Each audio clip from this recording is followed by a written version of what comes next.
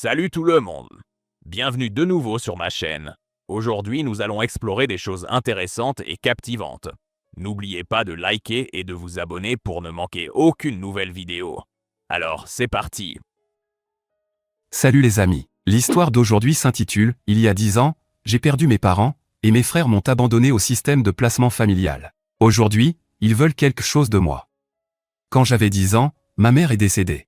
C'était soudain, et il n'y a pas vraiment eu le temps de comprendre ce qui se passait. Un jour, elle était là, et le lendemain, elle ne l'était plus. C'était un accident de voiture. Je me souviens être assis dans la salle d'attente de l'hôpital pendant que les infirmières parlaient à voix basse. Mes frères, Kevin et David, étaient là eux aussi, mais ils ne semblaient pas aussi bouleversés que moi. Peut-être parce qu'ils étaient plus âgés, ou peut-être parce qu'ils avaient déjà commencé à s'éloigner de notre famille à cette époque. Kevin avait 23 ans et était absorbé par son nouveau travail, et David, 19 ans, commençait l'université. Moi, je n'étais qu'un enfant, et soudain tout ce que je connaissais en matière de stabilité et de famille avait disparu. Lors des funérailles, je m'attendais à ce que mes frères prennent les choses en main. Après tout, c'était des amis. Kevin avait son propre appartement, et David partageait un dortoir avec quelques amis. Je pensais que l'un d'eux m'accueillerait, ou au moins me le proposerait. Mais à la place, je les ai surpris en train de parler des arrangements. C'est comme ça que j'ai appris que je n'allais vivre chez aucun d'eux. La travailleuse sociale qui est arrivée la semaine suivante me l'a confirmé. Elle était gentille, mais tout ce à quoi je pensais, c'était que mes frères ne voulaient pas de moi. Ils avaient des excuses, bien sûr. Kevin disait qu'il n'était pas prêt à être tuteur à plein temps. David prétendait qu'il ne pouvait pas gérer à la fois ses études et l'éducation d'un enfant. À l'époque, je ne savais pas quoi répondre. J'étais juste un enfant effrayé qui venait de perdre sa mère. Mais la façon dont ils évitaient mon regard en me parlant disait tout. Ils n'étaient pas intéressés par cette responsabilité. J'ai été envoyé dans le système de famille d'accueil sans beaucoup de cérémonie. Kevin a signé quelques papiers, m'a tapé sur l'épaule et a dit qu'il viendrait me voir. Alerte spoiler, il ne l'a jamais fait. Le placement familial, c'était mitigé. J'ai fini par tomber dans une famille correcte, mais il m'a fallu du temps. Mon premier placement était chez une famille qui me voyait comme un chèque. Ils ne me frappaient pas ou quoi que ce soit, mais ils étaient distants. Les repas étaient servis à l'heure, le frigo était plein, mais la maison semblait toujours froide. Mes parents d'accueil ne me parlaient que lorsque c'était nécessaire, et ils avaient 2 enfants plus âgés qui faisaient bien comprendre que je ne faisais pas partie de leur petite famille. Je passais la plupart de mon temps seul, assis dans ma chambre avec le vieil album photo de ma mère. C'était l'une des rares choses que j'avais réussi à emporter avec moi. Les appels téléphoniques ont commencé quelques mois après mon placement. Au début, j'étais content d'avoir des nouvelles de Kevin et David. Je pensais qu'ils regrettaient leur décision et qu'ils allaient changer d'avis, mais les appels étaient maladroits. Ils posaient des questions banales, comment ça se passe à l'école? Tu manges bien? Puis il y avait de longs silences. Ils n'écoutaient jamais vraiment mes réponses. Au bout d'un moment, je n'attendais plus leurs appels avec impatience. On aurait dit qu'ils appelaient par obligation, pas parce qu'ils se souciaient réellement de moi. Une fois, quand j'avais 12 ans, j'ai pris mon courage à 2 mains et j'ai demandé à Kevin pourquoi il ne m'avait pas pris chez lui. Il a soupiré comme si j'étais déraisonnable et a répondu « Je débutais ma carrière, mec. » Ce n'était pas le bon moment. David m'a donné une excuse similaire quand je lui ai posé la question. Je ne savais pas comment élever un enfant. Ça n'aurait été juste pour aucun de nous deux. À l'époque, je ne savais pas comment répondre, mais leurs paroles sont restées gravées en moi. Ce n'était pas une question d'équité. C'était simplement qu'ils ne voulaient pas de moi. Avec les années, j'ai appris à ne plus rien attendre de ma famille. Les appels sont devenus de plus en plus rares, passant d'une fois par mois à quelques fois par an. J'ai arrêté d'essayer de m'investir et je donnais des réponses courtes à leurs questions. Ouais. L'école, ça va. Non. J'ai besoin de rien. Merci d'avoir appelé, je suppose. Finalement, ils ont cessé d'appeler complètement, et ça m'était égal. À 15 ans, je les détestais. Tous. Mes frères, mes tantes, mes oncles, ils étaient tous pareils. Ils ne s'étaient pas souciés de moi quand ça comptait vraiment. Alors pourquoi devrais-je me soucier d'eux? La famille d'accueil chez qui je suis arrivé à 14 ans était meilleure, cependant. Ils n'étaient pas parfaits, mais ils faisaient de leur mieux. Ma mère d'accueil, Madame Clark, était patiente, et Monsieur Clark me traitait comme l'un de ses propres enfants. Ils avaient 2 enfants plus jeunes, et même si nous n'étions pas très proches, ils ne me traitaient pas comme un intrus. Pour la première fois depuis des années, je ressentais une certaine stabilité. Je suis resté chez eux jusqu'à mes 18 ans, et je leur suis reconnaissant pour ce qu'ils ont fait pour moi. Mais malgré tout, je n'arrivais pas à me débarrasser de l'amertume que je ressentais envers ma vraie famille. À chaque fête, à chaque anniversaire, je me demandais pourquoi personne ne s'était battu pour moi. Pourquoi personne n'avait pensé que j'en valais la peine. Quand j'ai eu 20 ans, j'ai décidé que c'était fini. Mes frères avaient essayé de me recontacter à quelques reprises, mais j'ai ignoré leurs appels. Je ne voulais ni leurs excuses ni leurs justifications. J'en avais assez d'être l'enfant qu'ils avaient abandonné. Alors j'ai fait mes valises, J'ai quitté la ville et je n'ai dit à personne où j'allais. Je n'ai même pas laissé de mots. Je voulais un nouveau départ, une vie où je ne serais pas défini par ce que ma famille avait fait ou n'avait pas fait. Recommencer à zéro n'a pas été facile, mais ça en valait la peine. J'ai déménagé dans une nouvelle ville, trouvé un travail et commencé à construire ma propre vie. Je ne racontais pas toute mon histoire. Quand les gens me demandaient des nouvelles de ma famille, je disais simplement « on n'est pas proches », puis je changeais de sujet. C'était plus simple ainsi. Personne n'avait besoin de connaître les années passées à me sentir comme si je n'étais pas assez bien. En y repensant, je ne sais pas si je pardonnerai un jour à mes frères. Peut-être pensaient-ils faire ce qui était juste, ou peut-être étaient-ils simplement égoïstes. Quoi qu'il en soit, ils ont fait leur choix, et j'ai fait le mien. Tout ce que je savais, c'est que je n'allais plus laisser leur négligence me définir. Pour la première fois depuis des années, j'avais le contrôle de ma propre vie, et cela me suffisait. Recommencer à zéro à 20 ans était à la fois libérateur et terrifiant. J'ai mis tout ce que je possédais dans un sac de sport usé et j'ai pris un bus pour une ville que je n'avais vue qu'à la télévision. Je ne connaissais personne là-bas, mais c'était justement le but. Je voulais une page blanche, un endroit où personne ne me connaîtrait comme l'enfant qu'on avait laissé derrière.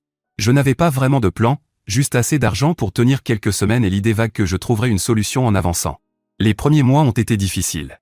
Je vivais dans une auberge bon marché pendant que je cherchais du travail, mangeant surtout des nouilles instantanées et étirant chaque centime. Je faisais des petits boulots, plonge, déchargement de camions, nettoyage de bureaux, tout ce qui me permettait de survivre. Je dormais à peine, en partie à cause du bruit de l'auberge, mais surtout parce que je n'arrêtais pas de me demander si j'avais fait le bon choix. Était-ce stupide de couper les ponts avec tout le monde et de repartir de zéro?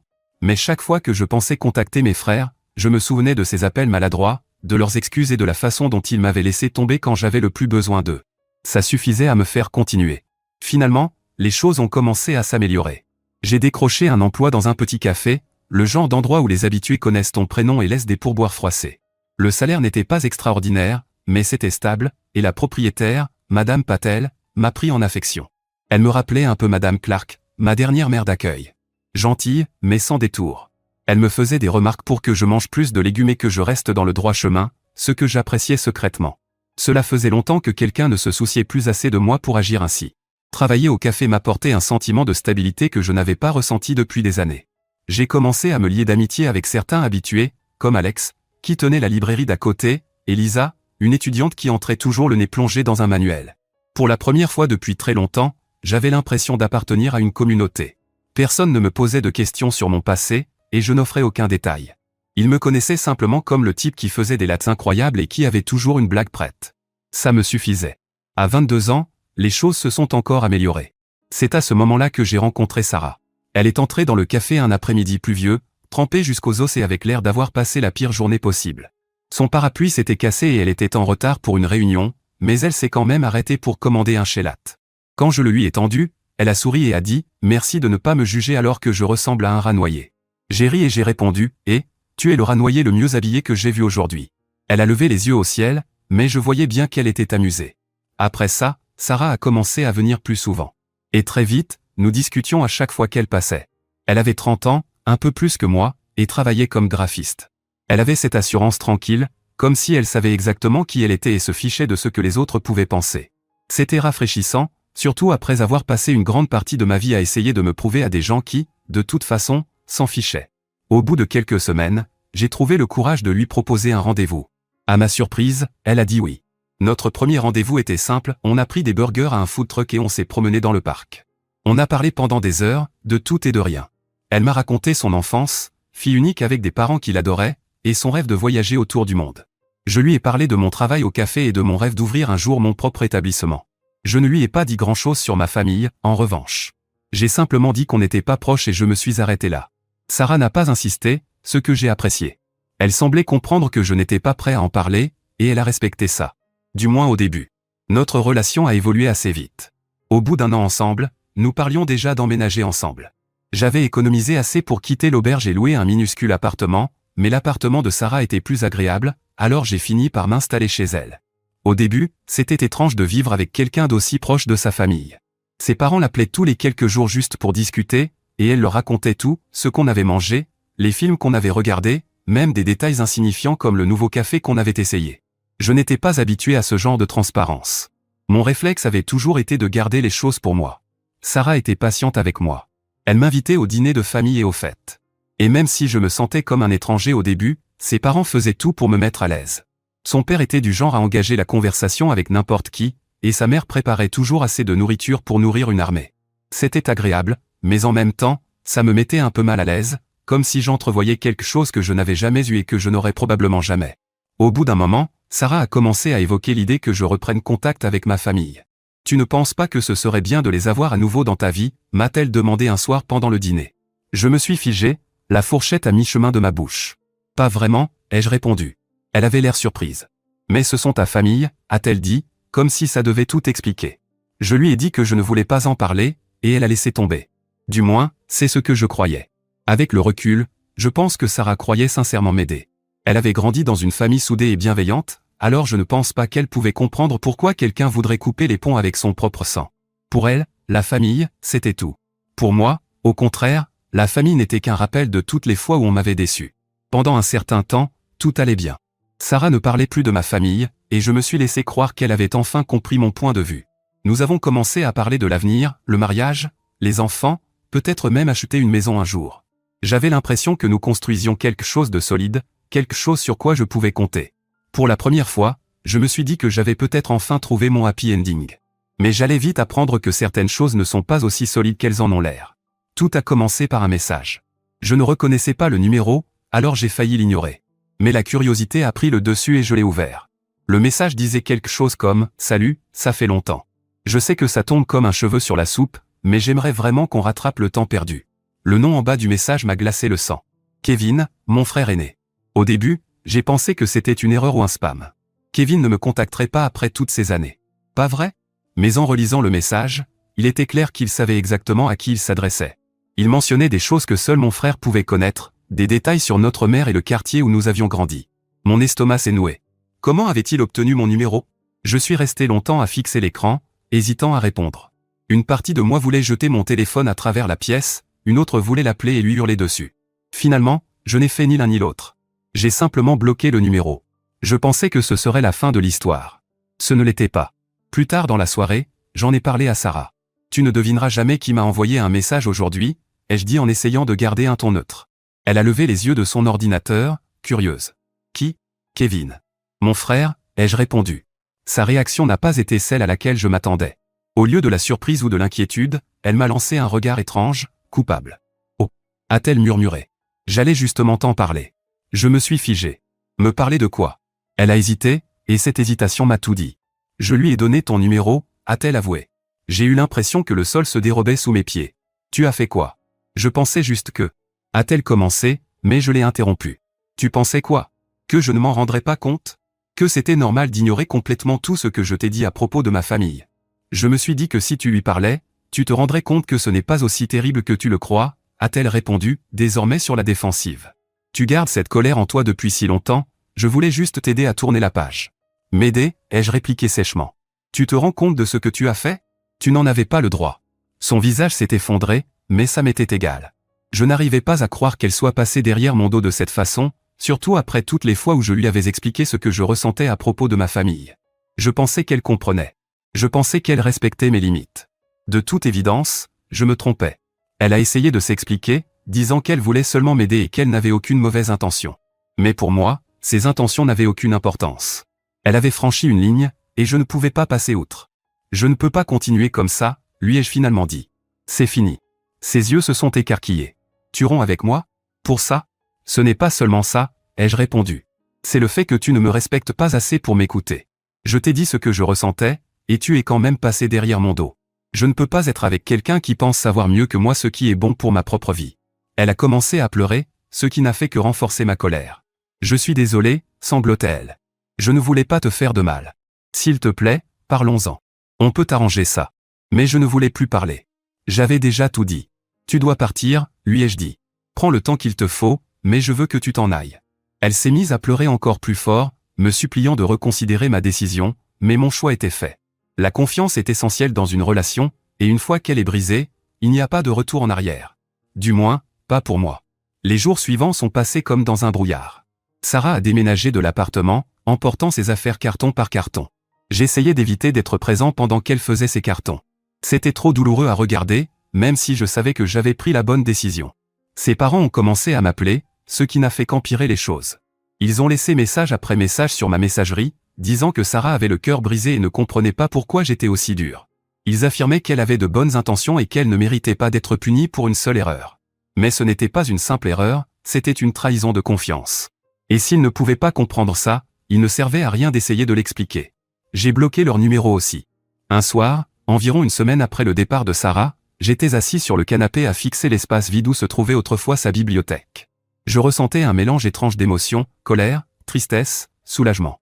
Une partie de moi lui manquait, mais une autre était soulagée qu'elle soit partie. Je n'arrivais pas à me débarrasser de l'impression que cette rupture était inévitable, que tôt ou tard, sa vision de la famille et la mienne allaient forcément entrer en conflit. Avec le recul, je pense que Sarah croyait sincèrement m'aider. Elle pensait réparer quelque chose de cassé, mais ce qu'elle ne comprenait pas, c'est que certaines choses n'ont pas besoin d'être réparées. Certaines choses doivent simplement être laissées en paix. Je n'avais pas besoin de tourner la page avec mes frères. Je n'avais pas besoin de leur pardonner ni d'avoir une discussion à cœur ouvert. Tout ce dont j'avais besoin, c'était de la paix qui venait du fait de savoir que je contrôlais ma propre vie. Sarah ne voyait pas cela, et au final, c'est ce qui nous a séparés. Après le départ de Sarah, je pensais que les choses allaient se calmer. Je me trompais. En réalité, le drame n'a fait que s'intensifier. Ses parents ont continué à vouloir s'en mêler. Même si j'avais bloqué leur numéro, ils trouvaient des moyens de me faire parvenir des messages. Une fois, ils se sont présentés au café pendant que je travaillais. Je ne savais pas qu'ils étaient là jusqu'à ce que Madame Patel vienne à l'arrière et me dise « Il y a un couple qui te demande ». Ils ont l'air contrariés. Mon cœur s'est serré. Je savais déjà de qui il s'agissait. Quand je suis sorti à l'avant, ils étaient là, la mère et le père de Sarah, avec l'air de sortir tout droit d'une carte postale de famille de banlieue. Sa mère avait les larmes aux yeux, et son père semblait prêt à me faire la leçon. « On veut juste parler », a dit son père dès qu'il m'a vu. J'ai soupiré. « Je travaille. Ce n'est ni le moment ni l'endroit. »« Eh bien, tu ne nous as pas vraiment laissé le choix », a répondu sa mère d'une voix tremblante. « Tu as bloqué nos numéros, et Sarah est dévastée. Tu refuses même de l'écouter. »« Il n'y a rien à écouter », ai-je répondu en essayant de rester calme. Elle a brisé ma confiance. Fin de l'histoire. Son père a fait un pas en avant, manifestement pour m'intimider. Tu sais combien elle pleure? Elle a fait une erreur, mais sans aucune mauvaise intention. Elle tient à toi, elle voulait seulement t'aider. J'ai pris une profonde inspiration pour contenir la frustration qui montait en moi. Écoutez, je suis désolé qu'elle souffre, mais ça ne change rien à ce qui s'est passé. J'ai clairement posé mes limites, et elle les a ignorées. Ce n'est pas quelque chose que je peux simplement oublier. Mais tu jettes des années de relation à la poubelle pour un seul incident, a insisté sa mère, presque suppliante. Elle est en thérapie, tu sais. Elle essaie de comprendre pourquoi elle a fait ça. Ça ne compte pas pour toi. Ça ne change rien à ce qu'elle a fait, ai-je répondu. J'ai besoin que vous partiez maintenant. Je ne discuterai pas davantage. Madame Patel a dû sentir la tension, car elle est sortie de l'arrière et leur a dit, doucement mais fermement, qu'il devait partir. Je me suis senti mal qu'elle ait eu à intervenir, mais j'étais reconnaissant qu'elle me soutienne. En partant, son père a marmonné quelque chose sur le fait que j'étais froid et ingrat. J'ai simplement secoué la tête et je suis retourné travailler. Mais ce n'était pas fini. Sarah elle-même a commencé à m'envoyer des lettres. Au début, je les ignorais. Je n'ouvrais même pas les premières, je les jetais directement à la poubelle. Puis un jour, la curiosité a pris le dessus, et j'en ai ouvert une. Dans cette lettre, elle s'excusait encore pour ce qu'elle avait fait. Elle disait regretter d'avoir franchi mes limites et souhaitait pouvoir revenir en arrière. Mais elle persistait aussi dans son raisonnement, affirmant qu'elle croyait toujours que j'avais besoin d'affronter mon passé. Je voulais juste que tu aies une chance de guérir, écrivait-elle. Je ne voulais pas te faire de mal. J'essayais de t'aider. Lire cette lettre m'a mis encore plus en colère que je ne l'aurais cru. Ce n'était pas ses excuses le problème, ça, à la limite, passait, mais la manière dont elle continuait à présenter les choses comme si elle savait mieux que moi ce qui était bon pour ma propre vie. Ça me rendait fou. Elle ne comprenait pas que sa façon d'aider était exactement l'inverse de ce dont j'avais besoin. Je n'ai pas répondu à ses lettres. Je n'en voyais pas l'intérêt. Il était clair que nous ne tomberions jamais d'accord là-dessus, et prolonger la situation ne ferait qu'empirer les choses. Je me suis concentré sur le travail, sur la reconstruction de ma routine sans elle. Certains jours étaient plus faciles que d'autres. Il m'arrivait de penser à lui envoyer un message ou à l'appeler juste pour savoir comment elle allait, mais je savais mieux que ça. Une fois que la confiance est brisée, il est presque impossible de la réparer. C'est à ce moment-là que mon frère a commencé à essayer de me contacter de façon plus insistante. Bloquer le numéro de Kevin n'avait pas suffi. Ils m'ont retrouvé sur les réseaux sociaux aussi. J'avais supprimé mes comptes depuis des années, mais apparemment Kevin avait impliqué David, et David, lui, n'était pas encore bloqué. J'ai reçu un message de sa part qui disait simplement « On doit parler ». Je l'ai supprimé sans répondre, mais le message est resté dans un coin de ma tête pendant des jours. Que voulait-il? Pourquoi maintenant? Je n'arrivais pas à me débarrasser de l'impression que l'ingérence de Sarah avait rouvert une porte que j'avais mis tant d'efforts à fermer. Ça m'a fait lui en vouloir à nouveau, même si je savais que c'était à moi de gérer ça maintenant. Finalement, j'ai décidé d'envoyer un dernier message à David. Court et direct, je ne suis pas intéressé par une discussion. Merci d'arrêter de me contacter. Je l'ai bloqué immédiatement après l'envoi. Je pensais que ce serait la fin. Je me trompais encore. Un soir, j'étais assis dans mon appartement quand on a frappé à la porte. Je n'attendais personne, alors j'ai hésité avant d'ouvrir. Quand je l'ai finalement fait, j'ai été sidéré de voir Kevin sur le seuil. « Qu'est-ce que tu fais ici ?» ai-je demandé d'une voix glaciale. « Je veux juste parler » a-t-il dit en levant les mains comme s'il se rendait. « Je peux entrer ?»« Non » ai-je répondu sèchement. « Quoi que tu aies à dire, tu peux le dire ici. » Il avait l'air surpris, mais il a hoché la tête. « Écoute, je sais que tu es en colère contre David et moi. Je comprends. On aurait dû faire plus quand maman est morte. On a merdé. Mais on essaie de réparer, et tu nous repousses sans cesse. » J'ai croisé les bras. « Tu as eu 10 ans pour réparer. Pourquoi maintenant ?» Il a hésité. On ne savait pas comment te joindre. Et puis Sarah nous a contactés. Elle nous a expliqué ce qui s'est passé, et ça nous a fait réfléchir. On veut juste une chance d'arranger les choses. Entendre son nom a été comme un coup de poing dans le ventre. Sarah n'avait aucun droit de s'en mêler, ai-je dit entre mes dents serrées. Et toi, tu n'as aucun droit de te pointer ici sans invitation. J'ai été clair, je ne veux pas te parler. Le visage de Kevin s'est décomposé, mais ça m'était égal. Je suis désolé, a-t-il murmuré. Pour tout. Mon petit frère me manque, a-t-il dit. Tu aurais dû y penser avant de l'abandonner, ai-je répondu. Puis je lui ai claqué la porte au nez. Cette nuit-là, je n'ai pas réussi à dormir. Voir Kevin avait fait remonter à la surface des souvenirs que j'avais essayé d'enfouir, ceux d'un enfant effrayé et seul, qui se demandait pourquoi personne ne voulait de lui. Ça m'a rappelé pourquoi j'avais coupé les ponts au départ. Certaines personnes ne méritent pas de seconde chance. Après la visite de Kevin à ma porte, j'ai compris que je devais faire des changements. Bloquer des numéros et ignorer des messages ne suffisait plus. Ma famille trouvait toujours un moyen de revenir, peu importe à quel point j'étais clair sur le fait que je ne voulais plus rien avoir à faire avec eux. J'avais l'impression de toujours regarder par-dessus mon épaule, d'attendre le prochain message ou le prochain coup à la porte. Je détestais ce sentiment, celui de ne pas être pleinement maître de ma propre vie. La première chose que j'ai faite a été de parler à mon propriétaire. Je lui ai expliqué la situation, en omettant certains détails, et je lui ai demandé s'il était possible de rompre le bail plus tôt. Il n'était pas enchanté, mais après que je lui ai proposé de payer un mois de loyer en pénalité, il a accepté. J'ai commencé à chercher un nouveau logement immédiatement, en me concentrant sur des quartiers plus éloignés, là où Kevin n'aurait probablement pas l'idée de me chercher. En une semaine, j'ai trouvé un petit studio de l'autre côté de la ville. Ce n'était pas grand-chose, mais c'était à moi. Et surtout, c'était un nouveau départ. Faire mes cartons dans l'ancien appartement avait un goût doux amer. Même si j'avais hâte de partir, cet endroit avait été mon premier vrai chez moi après le placement familial. C'est là que j'avais commencé à reconstruire ma vie, pièce par pièce. C'est là que j'avais rencontré Sarah, là où j'avais cru, pendant un temps, que je pouvais enfin avoir quelque chose de stable. Le quitter, c'était tourner une page de ma vie, une page à la fois douloureuse et pleine d'espoir à sa manière. Le déménagement m'a aidé plus que je ne l'aurais cru. Être dans un nouvel endroit, avec de nouveaux repères, m'a donné un sentiment de liberté que je n'avais pas ressenti depuis longtemps. Pour la première fois depuis des semaines, j'avais l'impression de pouvoir respirer à nouveau. Je me suis plongé dans le travail, acceptant des heures supplémentaires au café et mettant de l'argent de côté pour l'avenir. Madame Patel a remarqué que je travaillais plus que d'habitude et m'a pris à part un jour. « Ça va ?» a-t-elle demandé, les yeux pleins d'inquiétude. « Oui » ai-je répondu en forçant un sourire. « J'essaie juste de rester occupé. » Elle n'a pas insisté, mais je voyais bien qu'elle n'était pas totalement convaincue.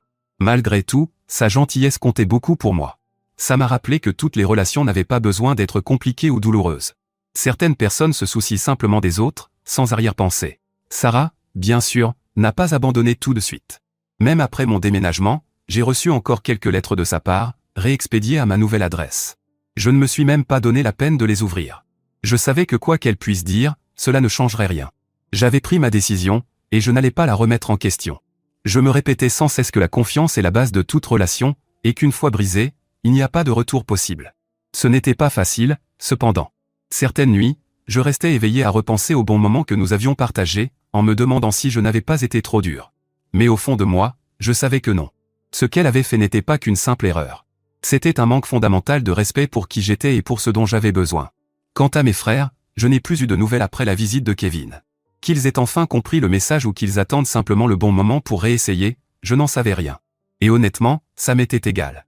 Plus le temps passait, plus je réalisais à quel point je me sentais plus léger sans eux dans ma vie. Je ne portais plus cette colère et ce ressentiment, non pas parce que je leur avais pardonné, mais parce que j'avais enfin accepté que je n'avais pas besoin d'eux. Leurs opinions, Leurs tentatives de me faire culpabiliser, leurs efforts pour renouer le contact, tout ça n'avait plus d'importance. J'avais cessé de leur laisser du pouvoir sur moi. Un jour, environ 6 mois après ma rupture avec Sarah, j'ai reçu un email d'un vieil ami avec qui je n'avais pas parlé depuis des années. C'était quelqu'un que j'avais rencontré pendant mon passage en famille d'accueil, un certain Marcus. Il avait quelques années de plus que moi, et nous avions perdu contact après qu'il soit sorti du système. Voir son nom dans ma boîte de réception m'a surpris, mais agréablement. Dans son message, Marcus expliquait qu'il avait récemment emménagé dans ma ville et qu'il travaillait comme mécanicien. Il me demandait si je voulais prendre un café un de ces jours pour rattraper le temps perdu. J'ai hésité au début. Laisser quelqu'un de mon passé revenir dans ma vie me semblait risqué, surtout après tout ce qui s'était passé. Mais Marcus n'était ni comme mes frères ni comme Sarah. Il savait ce que c'était que de grandir sans filet de sécurité, de devoir tout comprendre seul. Alors j'ai répondu et fixé un rendez-vous. Revoir Marcus, c'était comme replonger dans un monde que j'avais presque oublié. Nous avons parlé pendant des heures, partagé des souvenirs de nos familles d'accueil et ri des bêtises qu'on faisait quand on était gamin. Il m'a raconté ses difficultés à trouver un travail stable après être sorti du système, et comment il avait fini par s'en sortir. Je lui ai parlé de mon travail au café et de mon rêve d'ouvrir un jour mon propre établissement. À un moment, Marcus s'est adossé à sa chaise et a dit « Tu t'en es bien sorti, mec. Je suis fier de toi. » Ça m'a pris de court. Je n'étais pas habitué à entendre ça de la part de qui que ce soit, encore moins de quelqu'un qui connaissait les aspects les plus sombres de mon passé. Mais ça m'a profondément touché, bien plus que je ne saurais l'exprimer. Au fil des mois suivants, Marcus et moi sommes redevenus très proches. Avoir quelqu'un qui comprenait mon passé, qui ne me jugeait pas et n'essayait pas de me réparer, a tout changé. Il m'a rappelé que la famille ne se résume pas toujours au sang. C'est aussi les personnes qui sont là pour toi quand ça compte vraiment. Avec l'encouragement de Marcus, j'ai commencé à réfléchir sérieusement à mon avenir. J'économisais depuis des années. Et même si j'étais encore loin d'être prêt à ouvrir mon propre café, ce rêve ne me semblait plus aussi inaccessible qu'avant. Pour la première fois depuis longtemps, j'avais l'impression de construire quelque chose de réel, quelque chose qui m'appartenait entièrement. Avec le recul, couper les ponts avec Sarah et avec mes frères a été l'une des décisions les plus difficiles de ma vie, mais aussi l'une des meilleures.